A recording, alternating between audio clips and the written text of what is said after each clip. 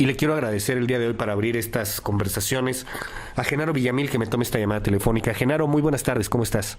Buenas tardes, Luis, ¿cómo estamos? Oye, Genaro, pues muy bien, gracias por tomarme la llamada, gracias por participar aquí en estas voces en donde estamos buscando periodistas reconocidos como tú de distintos ámbitos. Oye, quiero primero comenzar, si me permites, para ti, ¿qué es la ética periodística? ¿Hasta dónde llega? Es un tema muy amplio, Luis, pero básicamente si te vas al tema ético, Ajá. pues prácticamente es no cruzar no mezclar las fronteras entre la información y la propaganda, ¿no? Muchos camaradas o colegas han confundido la información con la propaganda de cualquier otro signo, pero más de la propaganda o de la publicidad, donde hay un intercambio económico a cambio de menciones o de un reportaje revelaciones, especial o de una infomerciales, nota, o de menciones, ¿no? Creo Ok. que ese es el principal problema que ha afectado demasiado al periodismo mexicano. Esta confusión entre el papel del periodista como interlocutor con los lectores o con las audiencias y el papel del periodista en realidad como correa de transmisión de los poderes, ¿no? Ya sea poderes económicos, poderes políticos, etcétera, ¿no? Yo creo que el principio ético es entender eso, ¿no? Que la información, en primer lugar, no es propaganda, y que en todo caso, si te dedicas a la propaganda, pues eres mercadólogo o eres estratega de comunicación política. Esas son otras cosas, ¿no? Desde tu particular punto de vista, porque además has investigado y es muy conocido tu nombre, obviamente como un reportero, un periodista destacado de la revista Proceso, pero además también por las investigaciones en torno a la televisora, a Televisa. Sí. Televisa hizo mucho esto durante varias campañas. Presentaban una nota que realmente era un reportaje pagado. Y yo quisiera preguntarte, Genaro, si hubiera aparecido un mensaje que dijera, esto es un reportaje pagado, ¿se vale o no se vale? Si se hubiera... si eso hubiera pasado. Diferenciado del el tema propagandístico de la información, a lo mejor le quitabas el encanto justamente del engaño, ¿no? Claro. Porque de eso se trataba. Yo creo que el quiebre fundamental de Televisa y de lo que hicieron otros medios electrónicos replicando ese modelo fue haber subordinado el área informativa al área comercial. Okay. Es un problema ya de estructura de empresa. En el 97, cuando llega la nueva generación a dirigir Televisa, en crisis económica Televisa y en medio de la competencia ya política y partidista que se daba en el país, ellos decidieron que pues la democracia era un negocio. Lo dijo Emilio Azcárraga Gallán y lo han replicado pues otros concesionarios, ¿no? Y entonces subordinan las áreas noticiosas e informativas al área de la estrategia comercial. Y así es como los estrategas comerciales vuelven a los noticieros y a los programas de análisis informativo en parte del paquete económico y de mención de los políticos, ¿no? El salto cualitativo es cuando esa parte se convierte también en un proyecto de poder político, ¿no? Y eso pues es lo que a mí me tocó investigar desde el 2005 en el caso de Peña y de Televisa, ¿no? De cómo fue esta televisora apoyando al actual presidente. De cómo Peña se transforma en el ensayo, de empresarial, de cómo convertir a una figura desconocida en ese entonces, pues Peña era un político muy local, en un político de dimensión nacional y ayudarlo a llegar hasta la presidencia de la República, cosa que no había podido conseguir su jefe, Arturo Montiel, ¿no? Entonces, el modelo Peña se vuelve una marca y ellos lo van replicando con otros gobernadores, con otros alcaldes, con otros políticos, con otros secretarios de Estado. Entonces, ahí es donde viene ya la intoxicación de este problema y de la confusión entre mercadotecnia y comunicación política, en donde el que sale perdiendo es el periodismo. Porque entonces ya el conductor o el reportero no es un periodista, un trabajador que pueda trabajar de manera profesional bajo los criterios normales de la búsqueda periodística, ¿no? Sino bajo los criterios del paquete o del modelo económico y comercial que se ha pactado mucho antes, ¿no? Porque termina siendo supeditado, como bien lo señalas, termina teniendo que recibir órdenes del sector comercial, de la empresa en particular. Exacto, el periodismo se vuelve una parte de la mercadotecnia de la televisora, entonces, o de la estación de radio, o incluso de los periódicos, ¿no? ¿Qué pasa, Genaro? Y esto te lo quiero preguntar por el caso de Proceso. Sí. ¿Qué pasa cuando se identifica una revista como una revista de oposición, como una revista crítica al poder, y en algunas ocasiones se le tilda de algún sentido político particular? Hay quien dice Proceso es una revista de izquierda, Proceso es una revista en contra de Peña Nieto. ¿Qué opinas al respecto de eso? Mire, el Proceso siempre ha sido desde su origen, desde que se fundó, una revista que surge de un golpe del poder político a un grupo de periodistas encabezados por Julio Scherer. Y desde entonces eso es lo que sella el origen de la revista, que se vuelve una revista crítica.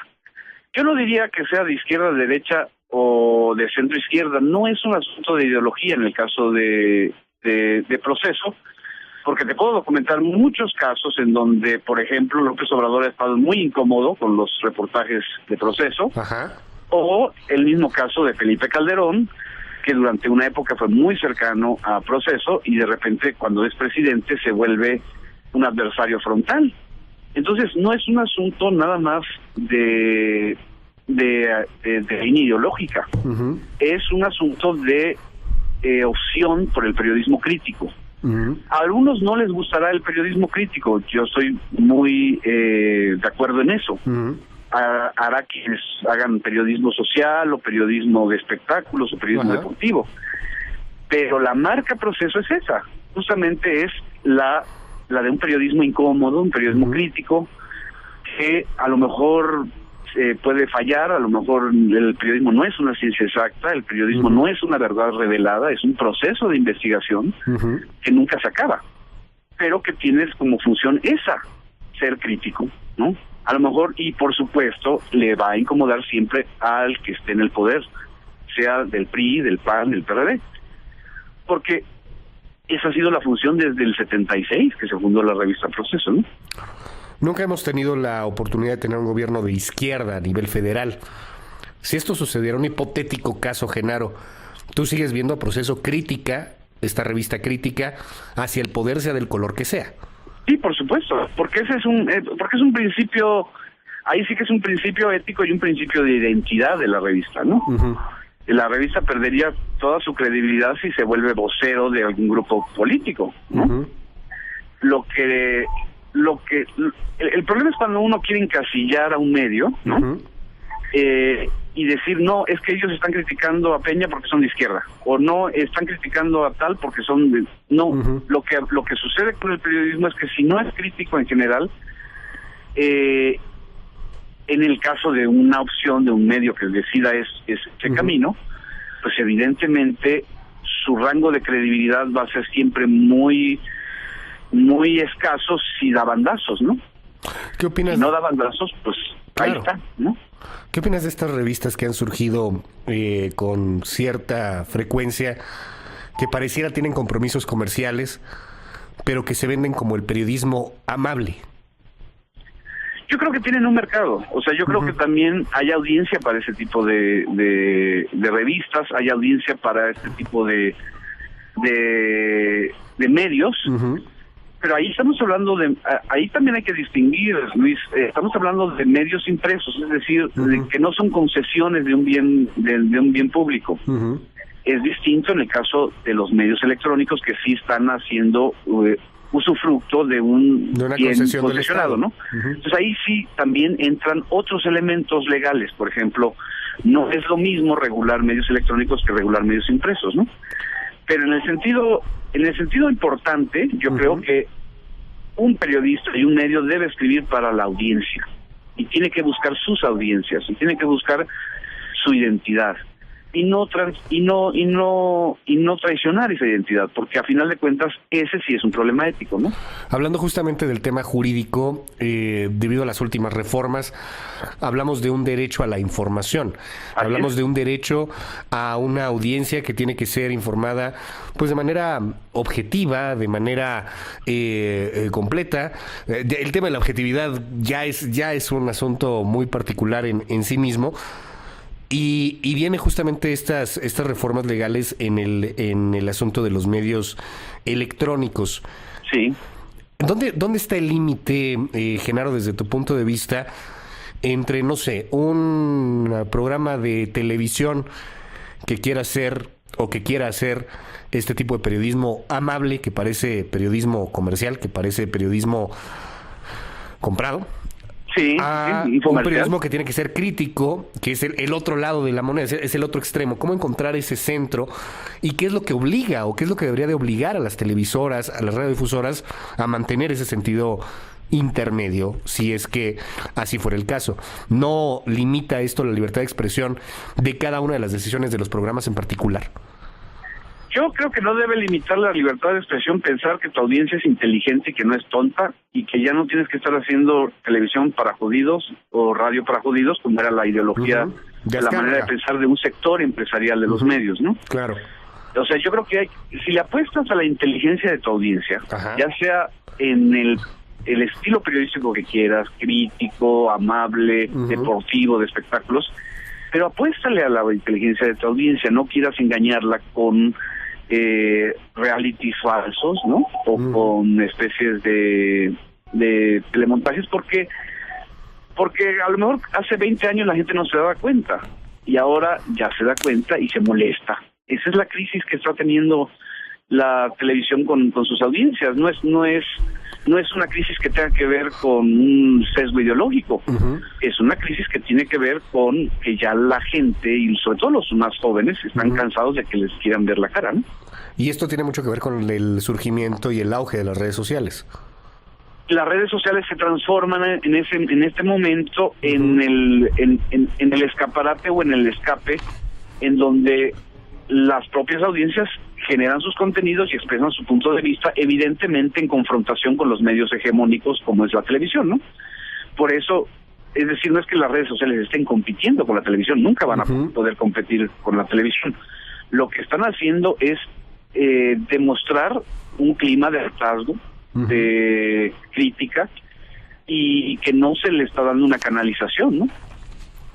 Genaro Villamil, quiero agradecerte de verdad esta conversación muy rica, muy esclarecedora en muchos puntos. Y bueno, agradecerte además que contigo estamos iniciando estas voces que tendremos en esta semana de distintas visiones en torno a la ética periodística. ¿Algo que quieras agregar, Genaro? Una crítica que nos quieras soltar. Gracias. Espero que no haya sido un rollo mareador.